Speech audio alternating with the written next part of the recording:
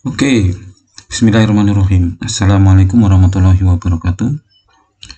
Kita akan melanjutkan mengenai jaringan komputer, khususnya terkait dengan keamanan jaringan komputer bagian pertama. Jadi ini supaya lebih mudah untuk dipelajari, saya buat dalam dua video pembelajaran bagian pertama ini dan nanti bagian yang kedua. Untuk itu mari kita bahas mengenai keamanan jaringan komputer. Jadi rekan-rekan semua, bahwa keamanan jaringan atau network security itu menjadi sangat penting. Mengapa sangat penting? Dalam hal data, jika hanya kita miliki, tidak kita share atau kita tidak simpan ke dalam sebuah tempat atau sebuah fasilitas yang bisa diakses banyak orang, itu sebenarnya sudah cukup aman karena kita saja sendiri yang bisa mengakses. Jadi kita simpan sendiri, kita kelola sendiri, kita manage sendiri, tidak ada satupun kita memberikan akses kepada orang lain. Itu tentu saja menjadi aman. Hanya saja menjadi concern ataupun perhatian, itu menjadi biaya cost-nya itu menjadi sangat mahal. Sehingga banyak sekali perusahaan-perusahaan network itu menawarkan jasa untuk penanganan data-data kita, ya, database, data-data pribadi dan lain sebagainya, termasuk untuk email. Jadi kalau semuanya itu kita tangan dengan privasi sendiri, tentu akan menjadi aman. Nah, dengan demikian sebenarnya keamanan jaringan atau network security itu digunakan untuk memantau akses jaringan. Ya, dengan cara memantau akses jaringan, kita bisa mencegah penyalahgunaan sumber daya jaringan apapun itu, yang tidak benar, yang tidak sah. Nah, tugas keamanan jaringan dikendalikan oleh administrator jaringan. Ada 5 segi-segi keamanan yang kita bicarakan di sini. Itu termasuk yang pertama adalah confidentiality, ya, berarti bahwa informasi data hanya bisa diakses oleh pihak yang memiliki wewenang, yang memiliki hak akses. Itu yang pertama. Yang kedua itu adalah integritas atau integrity. Itu mensyaratkan bahwa informasi hanya dapat diubah oleh pihak yang berwenang. Jadi yang pertama itu hanya bisa diakses oleh pihak yang berwenang dan bisa diubah, ya, bisa diedit oleh pihak yang berwenang. Yang ketiga adalah ketersediaan ataupun availability. Ya, itu mensyaratkan bahwa informasi tersedia untuk pihak yang memiliki. Jadi ketersediaan itu juga untuk yang berwenang. Jadi dari confidential untuk yang berwenang, integrity untuk yang berwenang, sampai availability juga untuk yang berwenang. Kemudian autentikasi. Itu mensyaratkan bahwa pengirim suatu informasi dapat diidentifikasi dengan benar dan ada jaminan bahwa identitas tidak dipalsukan. Jadi otentik. Jadi yang mengirim itu A, ya A, bukan B, bukan C, bukan D, tapi memang A. Maka ini namanya authentication. Dan yang terakhir, yang kelima, segi keamanan adalah non-repudiation. Itu mensyaratkan bahwa baik pengirim maupun penerima informasi tidak dapat menyangkal pengiriman dan penerimaan informasi. Sama-sama menerima dan sama-sama menerima dan mengirim informasi. Jadi ada 5, yaitu confidentiality, ya, kemudian integrity, availability, authentication, dan non-repudiation. Jadi ada 5 hal, ya, yang terkait dengan keamanan jaringan. Ya, jadi sekali 5 hal ini penjelasannya di sini. Ya, sekali lagi, hanya boleh diakses oleh orang yang tertentu yang berwenang, hanya bisa diedit oleh yang berwenang, hanya bisa tersedia untuk pihak yang berwenang, dan autentikasinya itu dipastikan, dan non-repudiation. Itu 5 hal itu. Nah, yang pertama kita perhatikan kalau kita membicarakan mengenai keamanan jaringan, yaitu tentang serangan. Ya. Kita bicara tentang serangan atau attacks. Nah, yang pertama kita bahas yang paling sederhana adalah DOS, kepanjangan dari denial of service. Jadi gampangannya gini, Jadi ibaratnya kalau misalnya Anda itu mau bayar, pergi toko buku, beli buku, mau bayar gitu ya. Tapi ada di situ ada 2 kasir dan penuh ya. 2 kasir penuh, antrinya panjang sekali. Tentu saja Anda tidak bisa mengakses langsung ya, harus antri. Harus antri. Karena saking penuhnya, padahal Anda itu pengen segera mengakses, setiap kali mengakses diminta silahkan antri Pak, ya, silahkan antri Bu, silahkan antri Mas, silahkan antri Mbak gitu ya. Jadi bisa dibayangkan kalau denial of service itu kan prosesnya begini. Jadi kalau kita ingin mengakses suatu sumber di dalam jaringan, tapi jaringan itu sudah diberikan berbagai macam tugas yang terus-menerus, ya, di flooding istilahnya, di flooding atau dibanjiri dengan akses atau dibanjiri dengan service-service ya yang tidak jelas, sehingga ketika kita ingin meminta service ya, ketika kita ingin meminta layanan pada server itu selalu ditolak, denial ya, selalu denial, karena ini sudah diberi tugas yang tidak jelas ini ya.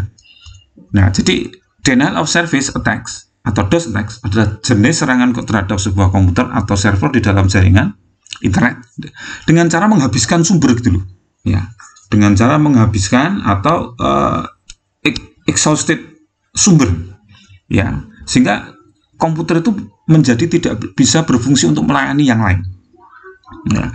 Artinya bahwa secara tidak langsung mencegah pengguna lain untuk memperoleh akses layanan dari komputer yang diserang ini ya. Jadi gambarannya ini bisa Anda lihat di sini, ini target servernya, ini banyak serangan ini yang merah-merah ini ya.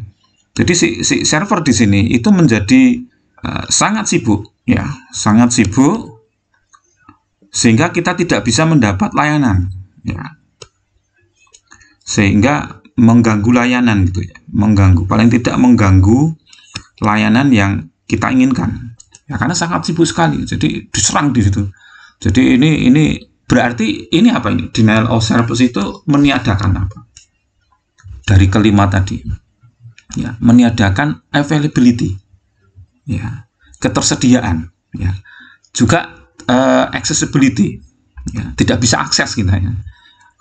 Jadi di sini ada ini ya, confidentially ya, tidak bisa juga, integrity apalagi ya, availability apalagi. Jadi 3 itu paling tidak ya, paling tidak 3 itu yang menjadi serangan ya.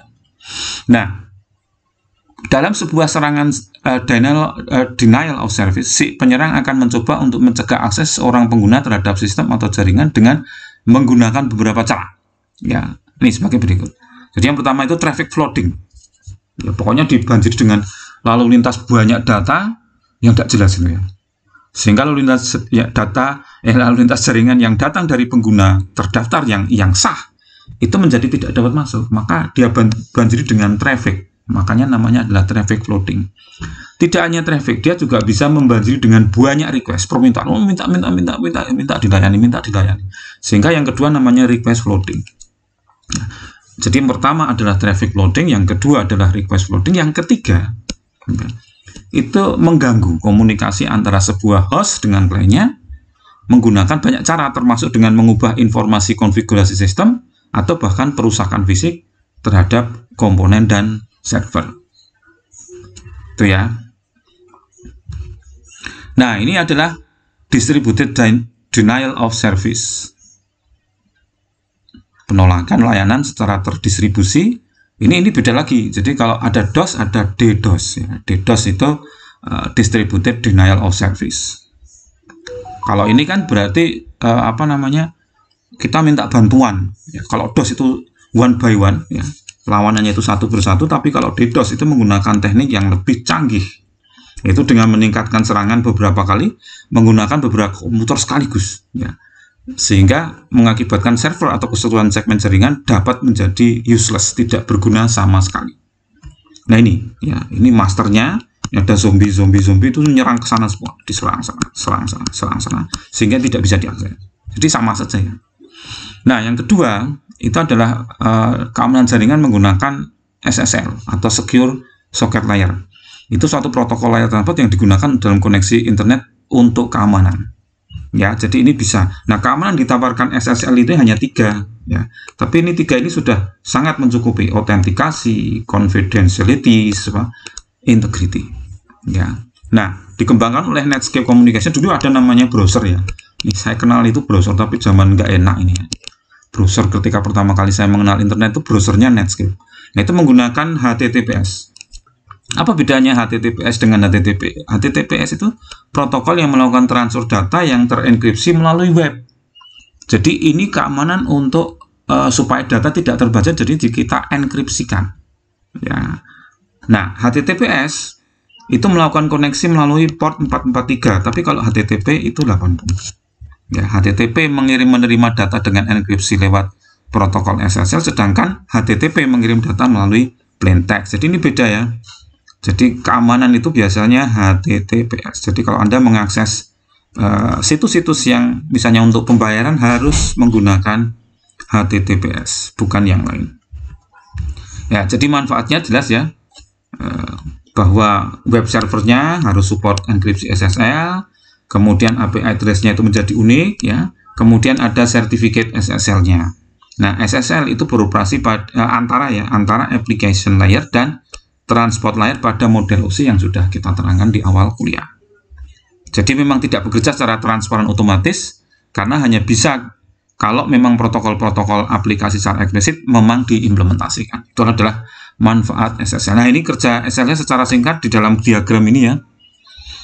Jadi misalkan satu ini, halo saya ingin mengakses lewat jalur aman, ini masuk sini. 2, oke ini sertifikatku ya. Pada tab ini juga memeriksa validitas sertifikat dikirim oleh pihak yang dipercaya user ya, browser, masuk ke sini. Jadi ini 1 dijawab ya. Kemudian yang ketiga, terima kasih, ini kunci enkripsi untuk sesi kita sekarang ya. Kunci hanya berlaku untuk 1 kali dan dienkrip dengan kunci publik dari server gitu ya. Oke, terus ya sudah, terus terjadi komunikasi enkripsi dan dekripsi. Ya, ini usernya di sini dan ini servernya ya. Jadi 4, yang keempat, jadi ada 4 tahap di sini ya.